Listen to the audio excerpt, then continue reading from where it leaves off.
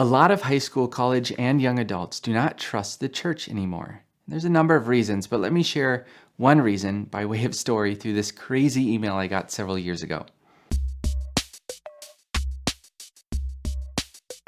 One fateful day, I'm sitting down, I open my email, and this guy wrote this long-winded message. Apparently, he's a Protestant Christian like myself, and the email begins with these words.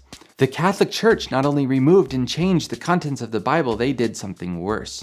They removed the names of Yahweh and Yeshua and kept it hidden for centuries. Here is the proof.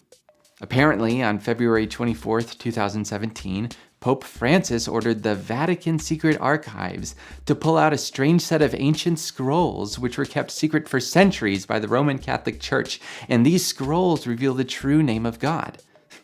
That's interesting. Reading on, the email started to rant on about how we got the name of Jesus all wrong. It's a big cover-up by the Catholic Church and so forth.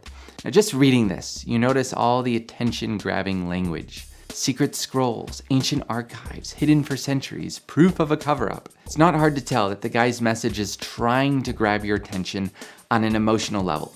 There's no source to where this information came from, but it smelled like plagiarism, so I took the whole chunk of text and ran it in a Google search. Sure enough, the words came from someone who I'm going to call Katie on Quora. It's a website where people ask questions to the public and anyone can respond. On that website, Katie lists her credentials as a retired private secretary, not a church historian or textual critic or Bible scholar. The stuff ranting about how we got the name Jesus wrong appears to be her original words, but the earlier stuff about the Pope was copied from a different article, which I also found. This article of the Pope was published by Real News Right Now, which is a fake news satire website. So everything in it is completely made up. It's really sad that Katie never paused to check her source. She liked how it sounded, and that was enough. Likewise, it's a crying shame that this boy thought he could just copy and paste some random person on Quora named Katie talking nonsense about secret scrolls and call it proof. This is one big reason why our generation distrusts the church today. So many of us believe and spread information like mindless fanatics without ever checking to see if the information is true. I know that this story is a bit more extreme, but how often do people share some statistic or story or whatever that doesn't even have a source? One survey by Pew Research found 14% of Americans admitted that they shared at least one fake story they knew was fake at the time. They shared it anyway. Why? Because we cared more about prestige on social media, we cared more about affirming our own biases than we cared about truth. Look at the world today. Look at the state we live in with all the fake news and false information. We put ourselves here.